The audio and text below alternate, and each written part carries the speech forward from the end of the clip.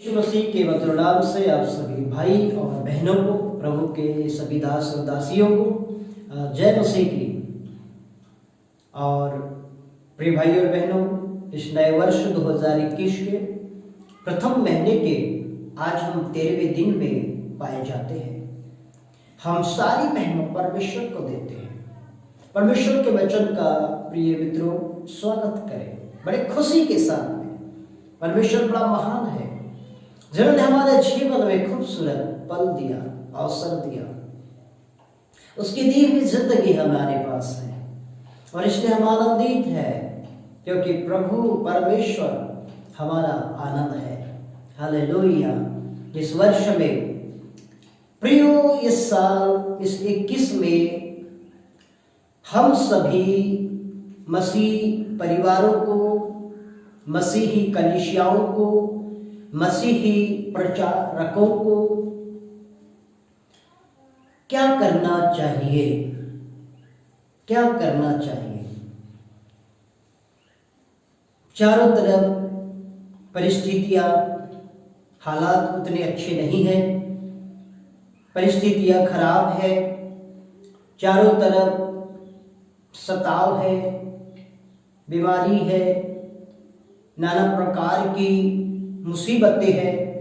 लेकिन मुझको और आपको क्या करना चाहिए? प्रियो, हर एक मसीहों से मैं ये कहना चाहता हूँ, इस नए वर्ष के प्रथम महीने के 13वें दिन में, कि हमें इन दिनों में एक दूसरों के लिए खड़े होना चाहिए। इन दिनों में हमें एक दूसरों के लिए खड़े होना चाहिए, एक दूसरों का भार उठाना चाहिए, क्योंकि परमेश्वर का वचन भी हमें यही बात को सिखाता है। परमेश्वर भी हमें यही सिखाता है कि हमें एक दूसरों का भार, बोझ उठाना है। जैसे प्रभु यीशु मसीह ने सारे जगत का बोझ उठाया, सारी दुनिया का बोझ उठाया, इसीलिए यीशु हमारे लिए एक आदर्श, एक नमूना है। और आप मेरे साथ बाइबल निकाले और परमेश्वर का वचन कहता है, मत्ती की किताब और इसका 11 अध्याय, मत्ती उसके 11 अध्याय, उसके 29 पद में हम इस बात को पढ़ सकते हैं। मेरा जुआ अपने ऊपर उठा लो और मुझसे सीखो, क्योंकि मैं नम्र और मन में दीन हूं। मत्ती अध्याय 11 और 29 पद में प्रभु यीशु मसीह कहते हैं, मेरा जुआ अपने ऊपर उठा लो और मुझसे सीखो। प्रियो, प्रभु कहते हैं मुझसे सीखो। प्रभु से हमें क्या सीखना है? प्रभु ने क्या क्या किया? सुसमाचार की किताबों में प्रभु ने जो कार्य करके हमें दिखलाया, वो क्या अद्भुत नहीं है? मेरे प्रिय मित्रों, वो बहुत ही अद्भुत कार्य है जो ईसा प्रभु ने हमें करके दिखाया अपने जीवन काल में। जब वो इस संसार में पाए गए तो उन्होंने मत्ती, मरकुस, लूका और यूहन्ना, इन चारों सुसमाचारों में एक नमूना, एक पेशकश हमें, एक मॉडल हमें छोड़ के दिखा के चले गए। और वो यहां कहते कि मुझसे सीखो। प्रभु का स्वभाव कैसा था? क्या क्या सीख सकते हैं प्रभु से? हम किसी व्यक्ति माफ कीजिए, हम किसी व्यक्ति से क्या क्या सीख सकते हैं?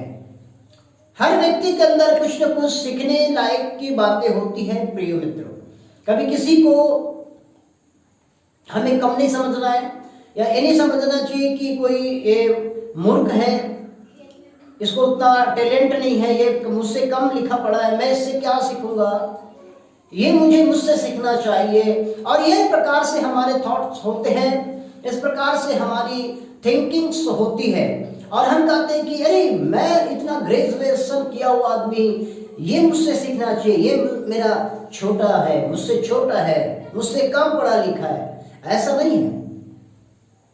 मैं आपको बता देना चाहता हूं, हर व्यक्ति कुछ न कुछ किसी न किसी से सीख सकता है। हर एक के अंदर कुछ ना कुछ अच्छा टैलेंट छुपा हुआ है। एक खूबसूरत मनुष्य छुपा हुआ है, एक खूबसूरत मनुष्य हर एक के अंदर कुछ न कुछ है सीखने के लिए। हो सकता है आप और मैं बहुत ग्रेजुएट है, पर हमारे अंदर गुस्से वाला स्वभाव है, तो हम क्या सीख पाएंगे। मैं आपको प्रचार कर रहा हूं, मैं एक प्रभु का दास होने के नाते, और शायद आप मुझे नहीं जान रहे, पर मेरे अंदर शायद कुछ हो जो आपको नहीं मालूम, जो मुझे सीखने लायक का ना हो, या कुछ ऐसा हो जो बहुत ज्यादा सीखने लायक का हो। दोनों हो सकते हैं, पर दोनों नहीं रखना है, एक रखना है। सीखने लायक की बातें, ऐसी बातें नहीं जो हम सीख ना सके। एक खूबसूरत यादगार जीवन हमारा होना चाहिए, ताकि यदि हम धरती लोक से चले भी गए प्रभु के पास, तो भी लोग हमें याद करें कई सालों तक। आज भी हम यीशु मसीह को याद करते हैं। ओ जरा सोचिए, यीशु जब दुनिया में थे तब कम याद करते थे, जाने के बाद कितना याद कर रहे। और आज भी कितने साल हो गए, स्वर्ग चले गए, अब तो लगभग आने की तैयारी चल रही उनकी कलीसियाओं को लेने के लिए। फिर भी आज यादगार के रूप में हर पल, हर कलीसिया में, पूरे विश्व में, हर घरों में जो मसीह यीशु के ऊपर विश्वास करते हैं, प्रभु को याद करते हैं। कहिए सही बात है क्या नहीं?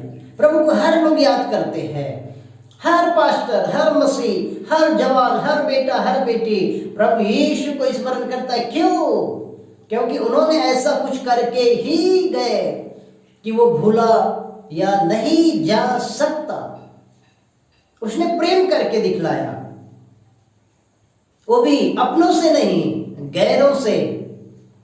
वो कहते हैं अपने वचन में, अपनों से तो सभी प्यार करते हैं, पर इसमें कोई खास बढ़ाई नहीं। लेकिन जब हम औरों से, गैरों से, बैरियों से प्यार करते हैं, ये बढ़ाई है। हालेलुया! बहुत ही शानदार पल है। 2021 नया वर्ष आपके लिए शायद सुखद है, मुबारक है, बेहतरीन है, आशीषित है। पर इस साल आपने क्या निर्णय लिए? एक दूसरों के लिए खड़े होना है। प्रभु खड़े थे 5000 भीड़ के लिए, चेले खड़े नहीं थे, क्योंकि उनको लगा 5000 भीड़ को भोजन खिलाना ये बहुत ज्यादा है। कई बार हमें होता है, अरे प्रभु के लिए हम इतना खर्च करेंगे, बहुत ज्यादा है, हमारे पास क्या रहेगा? सारपत की विधवा के पास क्या रहा? कुछ नहीं। पर उन्होंने परमेश्वर के वचन के अनुसार किया। आज हमें परमेश्वर के वचन के अनुसार करना है। 2021 में हमारे पास कुछ नहीं बचा, इसकी परवाह क्यों करते हो? चेलों के लिए 12 टोकनी, 12 थाली, यदि हम बोल सकते अपनी भाषा में, 12 थाली बच गए, क्योंकि प्रभु चिंता करते हैं चेलों की भी, 5000 के अलावा 12 की भी, क्योंकि 12 ने परोसा। परोसने वाले आखिर में कई बार भूखे होते हैं, लेकिन प्रभु उनको भूखा नहीं रखा। प्रिय, सोचना नहीं है, प्रभु कहते हैं तो करना है। इस साल हमें एक दूसरों के लिए खड़े होना है। यदि कोई विश्वासी किसी संकट में है तो आप जाइए और वहां खड़े होके जो कुछ बन पड़े, आर्थिक रूप से, शारीरिक रूप से, और भी आप उन्हें प्रोत्साहित कर सकते हैं। ये बाइबल के वचन है जो मेरे और आपके लिए है।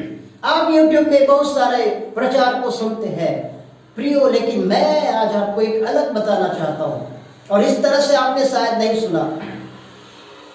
लेकिन आपको सुनना पड़ेगा, ये करना पड़ेगा।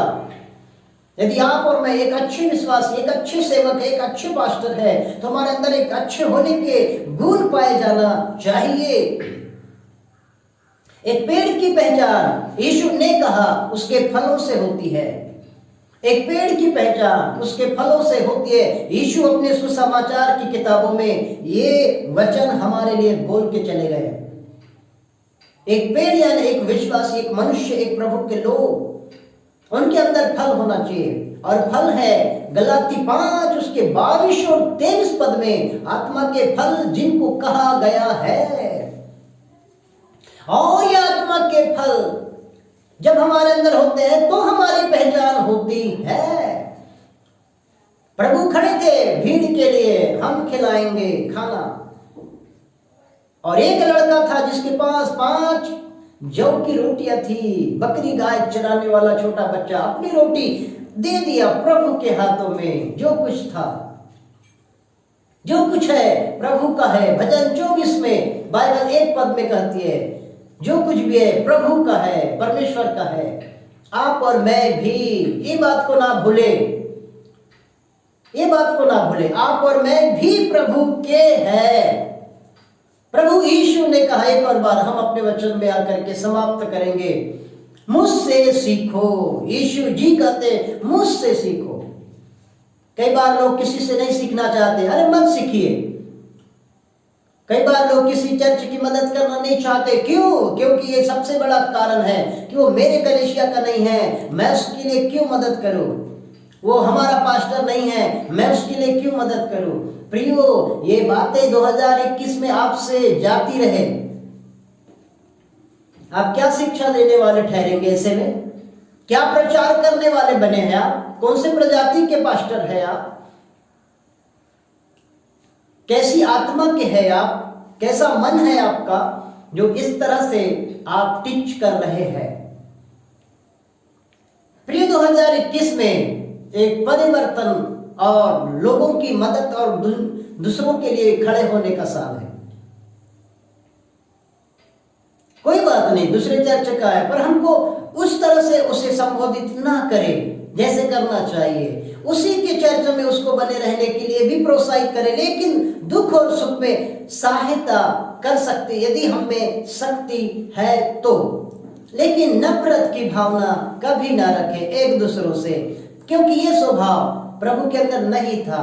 यदि आप किसी पास्टर, चर्च, संस्था, विश्वासी से सीखना नहीं चाहते तो इससे सीखे, बाइबल से, यीशु से सीखे, क्योंकि यीशु ने खुद कहा मुझसे सीखो।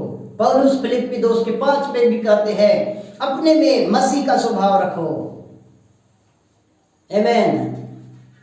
प्रियो, प्रभु आपको आशीष दे। May God bless you friend. 24 घंटा प्रेयर टावर मिनिस्ट्री हमारी मध्य प्रदेश के बालाघाट जिले के ग्राम कंढा कला गांव में चलती है। और हम पास्टर रोहित डोंगरे और हम डोंगरे परिवार आपके लिए प्रार्थना करते हैं। Thank you. जय मसीह की।